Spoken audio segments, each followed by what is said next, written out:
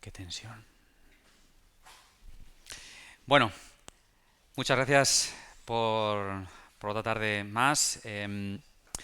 Hoy vamos a continuar con la predicación que vimos hace unos domingos de las 6 cosas que aborrece Jehová y aún 7 abomina su alma. Bien. Y bueno, lo primero de todo quiero hacer una oración. Bien, dando gracias a Dios. Señor, te quiero dar las gracias por la oportunidad que me das, el privilegio que es el poder compartir tu palabra, Señor, y la responsabilidad también. Y te pido, Señor, que lo que he traído hoy para compartir con los hermanos, pues sea de bendición, Señor, que hables tú por mi boca. Es verdad que tengo cosas aquí para decir, Señor, pero si tú quieres decir algo más, tú eres el Rey, Señor. Esta es tu congregación, Padre. Bendito seas. Amén. Bueno, la parte, no sé, vamos a hacer un pequeño resumen de lo que estuvimos viendo, porque hay gente pues que no vino y otros pues que no nos acordemos y es normal, porque hace bastante, ¿vale? Entonces vamos a hacer un pequeño resumen. Estuvimos viendo eh, Proverbios 6, del 16 al 19, que dice así, dice: 6 cosas aborrece Jehová y aun 7 abomina su alma: los ojos altivos, la lengua mentirosa, las manos derramadoras de sangre inocente, el corazón que maquina pensamientos inicuos, los pies presurosos para correr al mal, el testigo falso que habla mentiras y el que siembra discordia entre hermanos. Bien, como digo, vamos a continuar con la predicación sobre estos versículos. Y como vimos la vez anterior, pues son 7 cosas que así cuando las lees dices, bueno, en realidad esto a mí pues, no debería de preocuparme, ¿no? Pero que de alguna manera pues pueden tener cabida en el cristiano, ¿no? Lamentablemente, debido a nuestra naturaleza caída, a la influencia del mundo y el enemigo que está ahí tentando, ¿verdad? Pues hacen que estas cosas puedan afectarnos de alguna manera. El objetivo pues es que tras este tiempo que vamos a tener hoy y que voy a compartir con vosotros, nos sirva de reflexión para que podamos ver en qué grado nos puede estar afectando y que nos anime a actuar contra estas cosas, ¿vale? Como resumen, estuvimos viendo las 2 primeras, los ojos altivos y la lengua mentirosa, ¿vale? Y también estuvimos viendo el tema de que Dios aborrece, ¿no? Y que había como una especie como de problema en algunos cristianos en que Dios pudiera aborrecer, ¿no? O que era como algo pues, como muy fuerte, ¿no? Y no hay ningún problema, como estuvimos viendo, pues no hay ningún problema. De hecho, en varios versículos de la Biblia podemos ver que Dios aborrece. Por ejemplo, en Proverbios 8:13 dice: el temor de Jehová es aborrecer el mal, la soberbia y la arrogancia, el mal camino, y la boca perversa aborrezco. Está clarísimo, ¿no? Luego dice en el Salmo 5:4: porque tú no eres un Dios que se complace en la maldad, el malo no habitará junto a ti. Oh Jehová, prueba al justo, pero al malo y al que ama la violencia, su alma aborrece. Bien. Como digo, no hay ningún problema, es totalmente compatible. Dios es amor, pero aborrece el mal y todo lo que le rodea y contiene. Y ese debe ser nuestro ejemplo. ¿Qué es lo que pasa? Que hoy en día, en ocasiones y sin darnos cuenta, estamos como anestesiados y no sentimos nada. En ocasiones puede pasar que no sentimos nada frente a la injusticia o la maldad, ¿no? Es como que si nos acostumbráramos, ¿verdad? Nos movemos en un mundo que está bañado de maldad y de injusticia. O sea, es salir por la puerta de tu casa y te vas a encontrar con esto. Bueno, y sin salir de la puerta de tu casa, te viene a casa directamente. Pues si enciendes la tele o pones el ordenador o ves el móvil, las noticias o lo que sea, ahí está la maldad, ¿no? Son tiempos de exceso de información, lo dicen todo el mundo. Vivimos en tiempos de exceso de información. ¿Qué pasa? Que los receptores que deben de asimilar toda la información que nos llega, en ocasiones pueden estar saturados y pasarnos que cuando llega información que debería de hacernos reaccionar ante esa injusticia o violencia o maldad, pues no lo hacemos, ¿vale?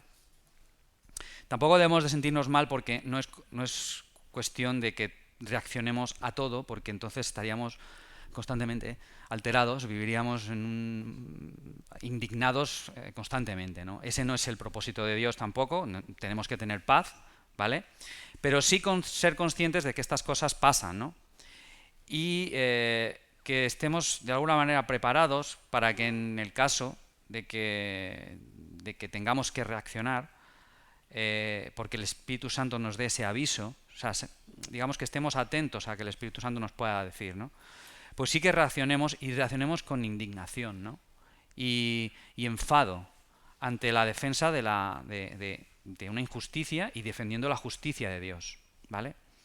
Esta es una parte importante, ¿no?, que nos toca hacer.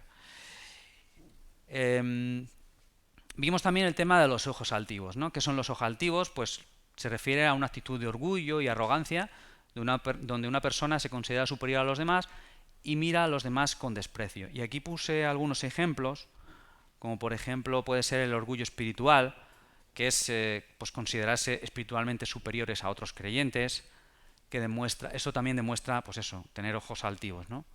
Eso lo podemos ver en grandes, entre comillas lo digo, predicadores, telepredicadores, ¿no?, que de alguna manera se ponen por encima y les ponen por encima y ellos pues demuestran ese orgullo espiritual y miran al resto de la gente como si fuera poco menos que ovejitas que no saben nada, ¿no?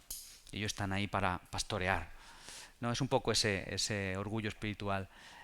También el juicio hacia los demás, juzgar a otros por su apariencia, su estatus social o su forma de adorar. Estuvimos viendo ejemplos sobre este tema. Y también la falta de empatía, la falta de compasión y empatía hacia los que sufren, ¿no? Esto es un poco lo que estuvimos viendo en cuanto al tema de los ojos altivos. Y sobre la lengua mentirosa, ¿qué estuvimos viendo? Bueno, en primer lugar, el engaño personal, ¿no?, el mentirnos a nosotros mismos. Parece que esto no es una mentira, pero sí es mentira también. Mentirnos a nosotros mismos es mentir, es así. Acerca pues de nuestra situación espiritual, pecados, motivaciones, engaños que nos hacemos a nosotros mismos de cómo hacemos, de por qué hacemos las cosas, o nuestra situación espiritual, que creemos que somos los mejores, o al contrario, creemos que espiritualmente somos poca cosa y tampoco es eso. O la falsa espiritualidad, pues eso, engañándose, creyéndose que son más santos o espirituales de lo que realmente son. Bien, autoexaltación, orgullo o negación de luchas internas, que a veces preferimos ignorar o negar nuestras luchas internas en lugar de confrontarlas y buscar la ayuda de Dios y de otros creyentes. O sea, luchas internas, estuvimos viendo varios ejemplos, ¿no?, del tema de pues problemas que uno tiene que afrontar, problemas con pecados, por ejemplo, y que de alguna manera pues se dejan ahí como que no son importantes y al final pues eso crece y va más, ¿vale? Engaños personales. Y luego, bueno, estuvimos viendo lo que es mentir a los demás, que eso es lo más, quizás lo que más obvio, ¿no? Decir falsedades para evitar consecuencias, y estuvimos dando ejemplos de pequeñas cosas que también son mentiras, ¿no? Conseguir ventajas de forma deshonesta o incluso dañar la reputación de otros, manipular para que se haga lo que uno quiere, ¿vale? Y luego también varias cosas que nos podían pasar a los cristianos, como aceptar la mentira como algo normal, ¿no? Como que, bueno, pues tampoco esto es una mentirijilla, tampoco es que vaya a ningún lado. Y al contrario, el exceso de sinceridad. Con que no puedo mentir, pues tengo que ser sincero y soy ultra sincero totalmente. Y esto tampoco era, ¿no? Esto como resumen muy rápido de lo que vimos el otro día, ¿vale? Bueno, y hoy vamos a ver las manos derramadoras de sangre inocente, ¿no? Porque es el tercer punto, ¿no? O sea, los ojos altivos, la lengua mentirosa, las manos derramadoras de sangre inocente. Vale, a priori esto puede sonar como bastante fuerte, ¿no? O sea, un cristiano no va a ir ahí apuñalando a la gente para derramar su sangre ni nada parecido, ¿no? Y podemos llegar a pensar que, pues que los versículos anteriores, los que hemos visto, ¿no? Pues hombre, de alguna manera pueden mínimamente, aunque sea, afectarnos de alguna manera. Pero esto del derramamiento de sangre, o sea, esto ya es harina de otro costal, ¿no? O sea, esto ya no puede ser. Pero claro, sin embargo, al explorar este tema más profundamente, veremos que este tema tiene implicaciones que también puede afectarnos a nosotros en la vida cristiana, ¿vale? Bien, vamos a empezar con la violencia en el corazón y vamos a leer el Mateo 5, 21, 22, el sermón del monte, en el sermón del monte dice: Oísteis que fue dicho a los antiguos, no matarás, y cualquiera que matare será culpable de juicio. Pero yo os digo que cualquiera que se enoje contra su hermano será culpable de juicio, y cualquiera que diga necio a su hermano será culpable ante el concilio, y cualquiera que le diga fatuo quedará expuesto al infierno de fuego. Bien. En estos versículos vemos que Jesús está equiparando matar, porque está haciendo una comparación de lo que se había dicho en la ley, ¿no? Físicamente, ¿no? Matar físicamente con el enojo, enfado, cabreo, con el insulto, llamar necio, fatuo, que es lo mismo, decir como que eres tonto o estúpido o engreído al hermano, ¿no? Bien. Y también vemos en primera de Juan que dice: todo aquel que aborrece a su hermano es homicida. Homicida es asesino. Y sabéis que ningún homicida tiene vida eterna permanentemente en él. Vemos que las actitudes de odio, rencor y amargura hacia los demás, que sin darnos cuenta podemos llegar a cometer, son también actos que Dios aborrece. Bien.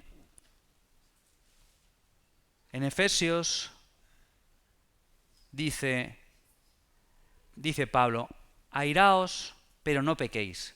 No se ponga el sol sobre nuestro enojo. Esto es un versículo que dice airaos. Y tú dices, pero si me has dicho que no está bien esto de enfadarse.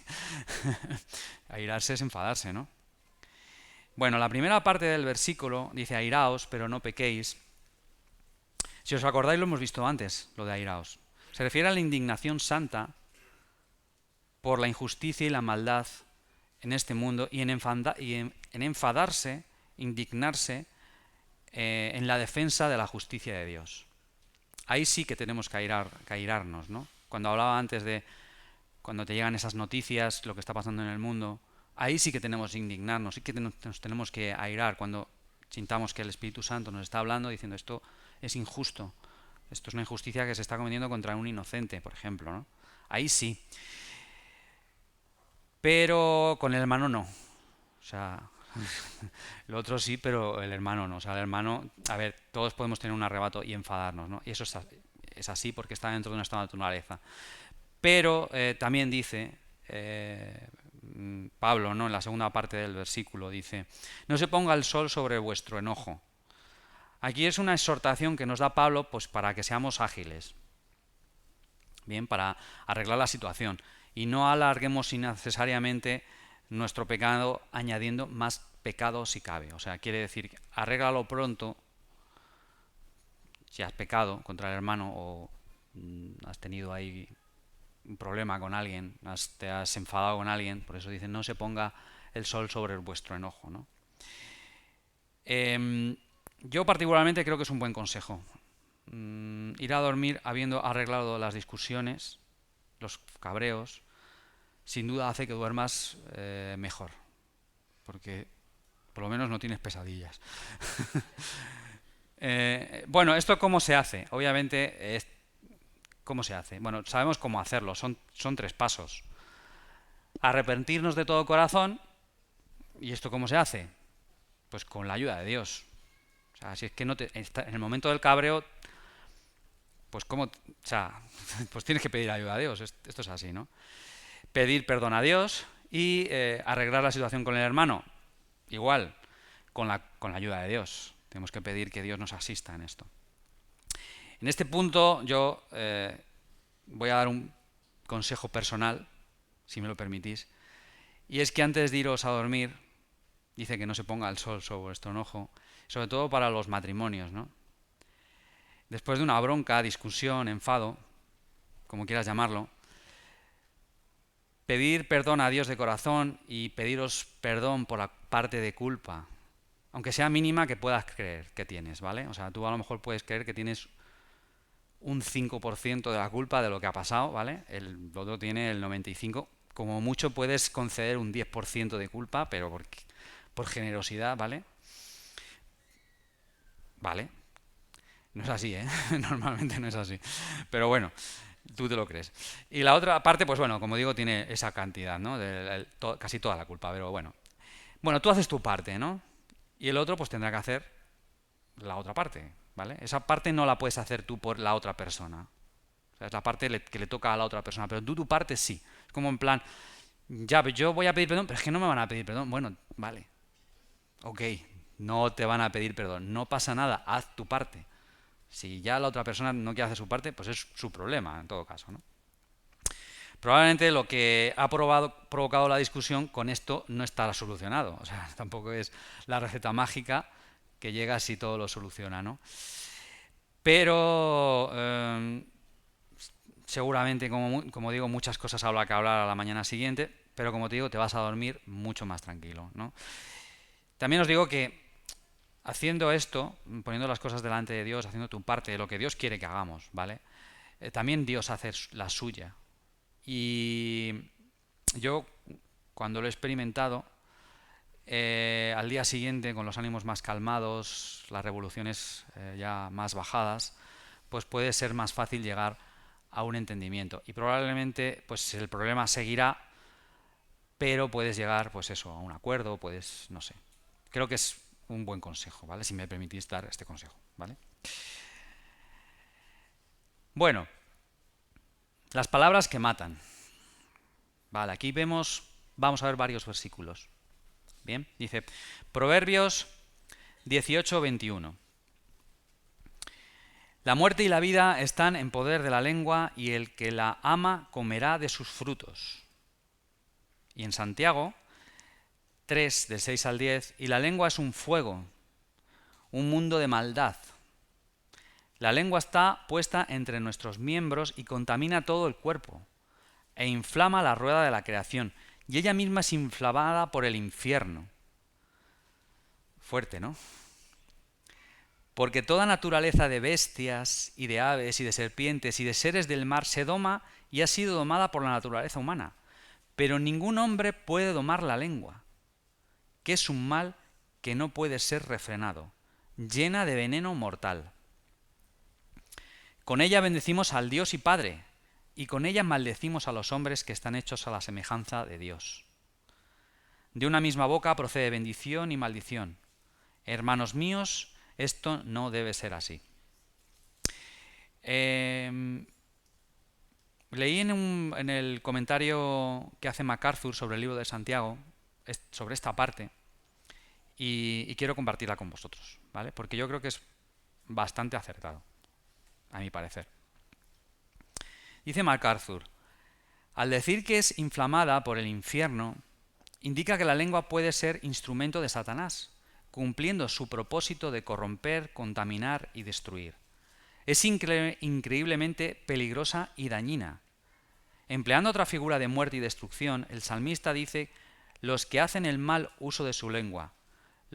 Dice en el Salmo 55:21, los dichos de su boca son más blandos que mantequilla, pero guerra hay en su corazón. Suaviza sus palabras más que el aceite, mas ellas son espadas desnudas. O sea, compara la lengua en el Salmo con un arma, ¿vale? Con una espada.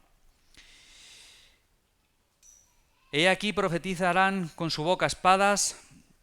No, perdón. He aquí proferirán con su boca espadas hay en sus labios. Esto está en el 59.7. Y como los que afilan como espada su lengua, lanzan cual saeta suya amarga, palabra amarga. Esto está en el 64.3.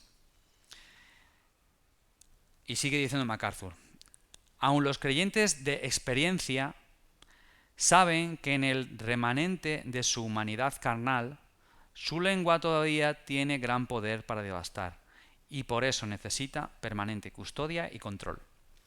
Esto, cuando lo leí de MacArthur, me pareció que era un poco a lo que hacía referencia, ¿no? De las palabras que matan, o sea, el poder de la lengua para causar daño, ¿no?, a alguien, ¿no?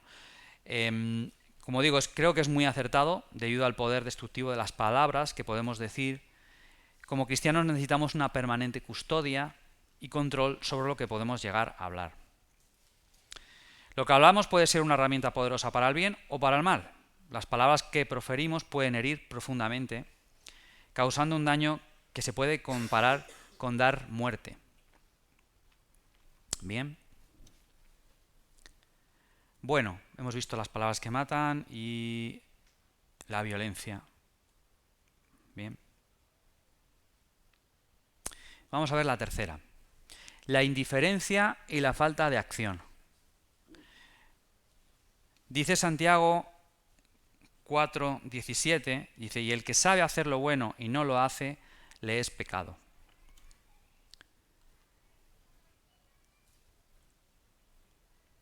Y vamos a ver también en Lucas 10, del 30 al 37, sé que es un poco largo, pero es que viene muy al caso que quiero comentar, que es la parábola del buen samaritano.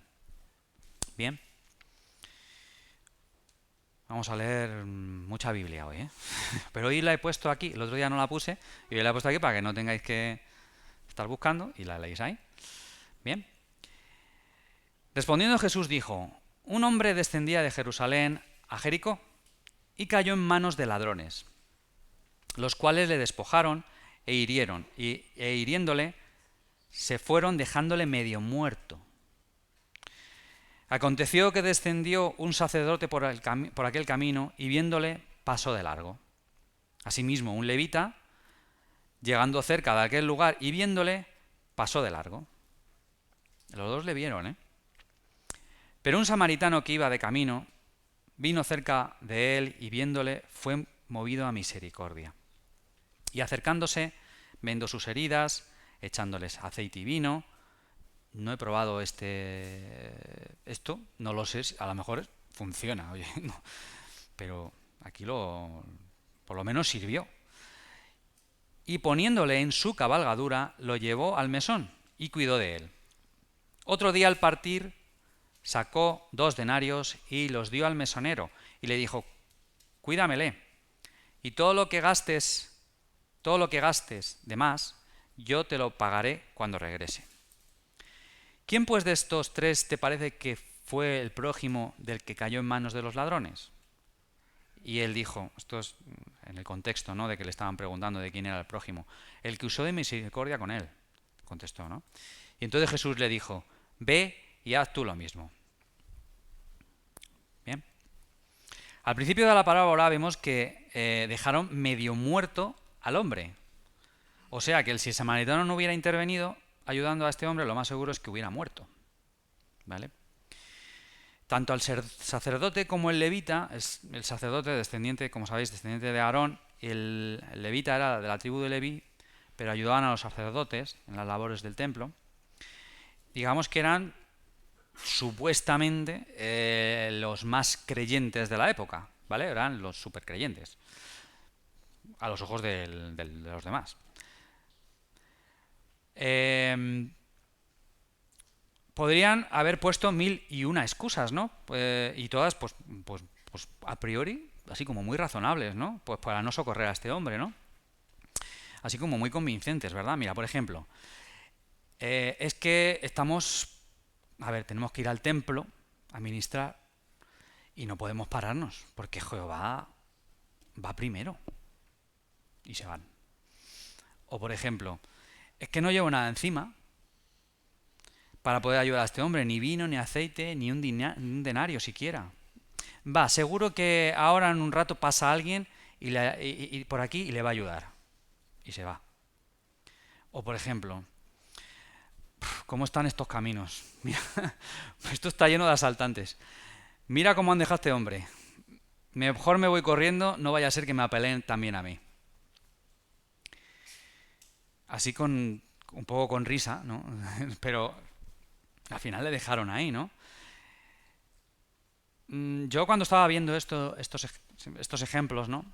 Yo decía, digo, no en situaciones tan extremas como estas, porque no me he visto en la situación de tener que socorrer a alguien que estaba medio muerto, ¿vale? Pero en situaciones en las que alguien te está pidiendo, por ejemplo, alguien está pidiendo en la calle, ¿no? Muchas veces dices, uy, es que ahora tengo prisa, es que tengo cosas que hacer que son muy importantes, y no te paras, ¿no? O es que ahora no llevo nada, es que ahora como todo se paga con tarjeta, pues es que no llevo ni un euro, ¿sabes? Y entonces pues hasta luego, me voy. Y bueno, la tercera, pues es que como están los caminos, pues no se me ocurría ninguna, ¿no? Que me hubiera pasado, ¿no? Pero a mí las dos primeras, de alguna vez sí me ha pasado. Y me ha hecho reflexionar y decir, pues sí es verdad que ahora todo se paga con tarjeta y no llevamos dinero suelto, pero pues voy a echar una moneda porque a lo mejor en el camino me puedo encontrar a alguien que lo necesite. No es que vaya a hacer la obra del día, en plan, ay, yo voy a echar aquí la moneda, he hecho la obra del día y me voy. Qué grande, ya soy, vamos, hoy duermo fenomenal. No ese es el sentido, ¿no? Pero sí que es verdad que cuando Dios nos mueva a misericordia, ¿no? Habrá momentos en los que no, ¿no? Pero que sí, que no tengamos la excusa, ¿no? Decir, ay, que no llevo nada, o es que tengo que ir corriendo, es que no llego, es que tengo que llegar a trabajar, ¿cómo voy a detener aquí? Es que no. O es que tengo que hacer mil cosas, ¿no? Pues, bueno, a mí me sirvió para reflexionar y creo que debo de aplicarme un poquito esto y no ser como el levita y el sacerdote, que pasaron y dejaron a la persona ahí, ¿no? La falta de acción del sacerdote y el levita les hubiera hecho cómplices del derramamiento de sangre si ese hombre hubiera fallecido. Es así, lo dejaron medio muerto. Si pasas por delante y no atiendes a esa persona, eres cómplice, ¿vale?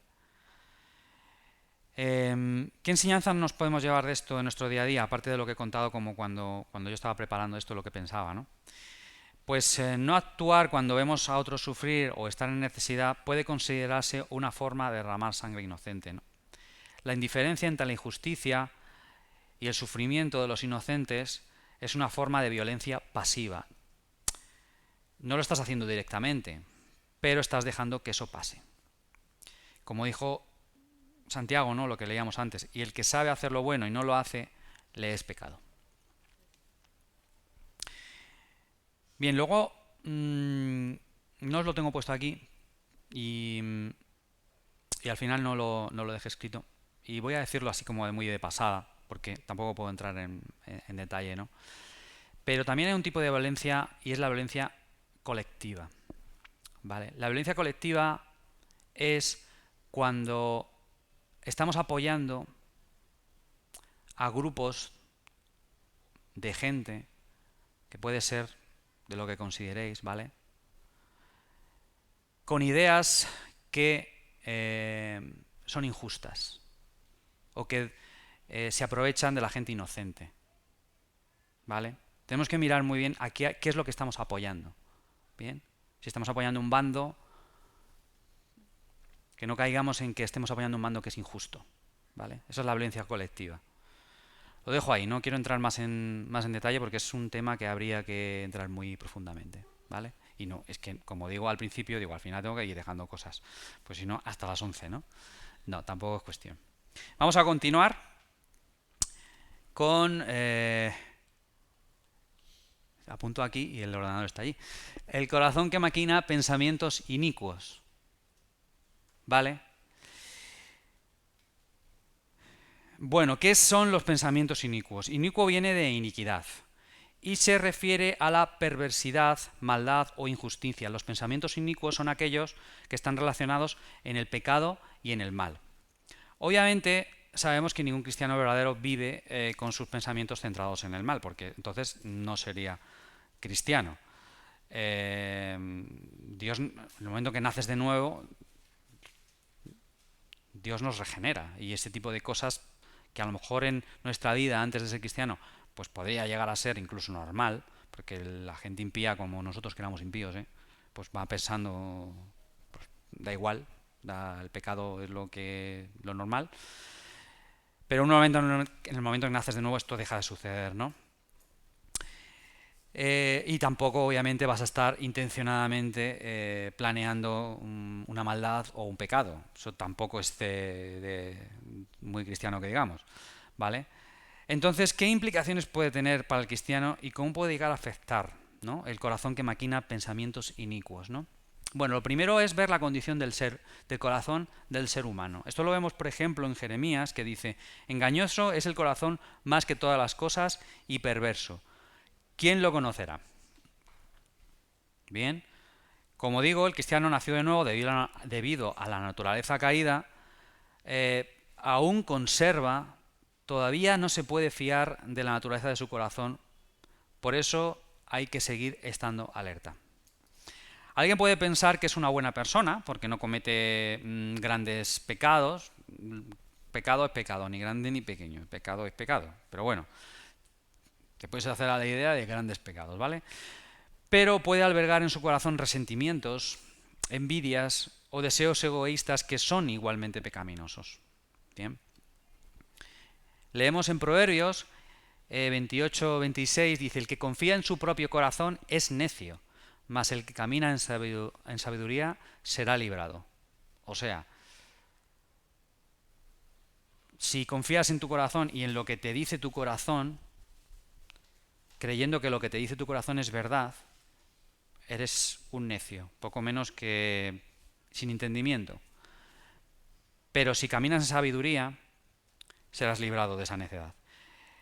En este versículo vemos que, como digo, no podemos fiarnos de lo que nuestro corazón nos dicta, en vez de guiarnos por nuestras propias emociones, deseos y en lo que sentimos, porque esto es el corazón, lo que sentimos, nuestras emociones, nuestros deseos. Debemos de buscar la sabiduría de Dios y guiarnos por su palabra, porque si no lo hacemos podemos llegar al pecado, podemos llevarnos al pecado, ¿vale? Por ejemplo, justificar una relación que es inmoral porque sentimos amor hacia esa persona, ¿vale? El corazón nos puede decir que está muy bien, pero es algo que es inmoral en sí mismo, entonces pues te está engañando el corazón. Bien. El poder de los pensamientos. En Proverbios 23:7 dice: porque cuál es su pensamiento de su corazón, en su corazón, tal es él. Estos versículos enfatizan que nuestros pensamientos determinan quiénes somos y cómo actuamos. Los pensamientos no son simplemente actividades mentales que no tienen consecuencias, ¿vale? Lo que pensamos es lo que somos. Si se ocupa de tener pensamientos de amargura, resentimiento o pesimismo, pues eso se transmite hacia afuera y puede afectar a las relaciones personales y al testimonio como cristiano. Hace tiempo yo conocí a un cristiano, a ver, él se decía cristiano, yo no puedo decir si era cristiano o no era cristiano, ¿vale? Pero él se decía cristiano, y tú siempre que hablabas con él, siempre te decía, cuando tú le preguntabas, decías: ¿cómo vas? ¿Qué tal? ¿Cómo estás? ¿No? Te decía: ahí, en la lucha. Así, pero mal, ¿eh? Y tú dices: bueno, pues tendrá un mal día el hombre, yo qué sé, ¿sabes? Todo el mundo puede tener un mal día. Claro, ¿qué es lo que pasa? Que cuando todos los días tú llegabas y le decías: ¿qué tal? ¿Cómo vas? Ahí sigo, en la lucha. Y tú dices: jolines. O sea, no sé, hazte lo mira. No sé. No sé, pues tendría luchas internas, resentimiento, no, no es pesimismo, no sé, pero le llevaba a dar un testimonio suyo como cristiano, pues nada positivo al final, ¿no? Bueno, es un ejemplo. Jesús nos dice en Mateo 15, del 18 al 19: pero lo que sale de la boca, del corazón sale. ¿Veis? Del corazón sale. Y esto contamina al hombre, Porque del corazón salen los malos pensamientos, los homicidios, los adulterios, las fornicaciones, los hurtos, los falsos testimonios, las blasfemias. O sea, lo peor de los pecados que te puedas echar enfrente, ¿vale? Y Santiago también nos dice, sino que cada uno es tentado cuando de su propia concupiscencia es atraído y seducido, entonces la concupiscencia, después que ha concebido, da luz el pecado, y el pecado siendo consumado da a luz la muerte. O sea, el peligro no está fuera.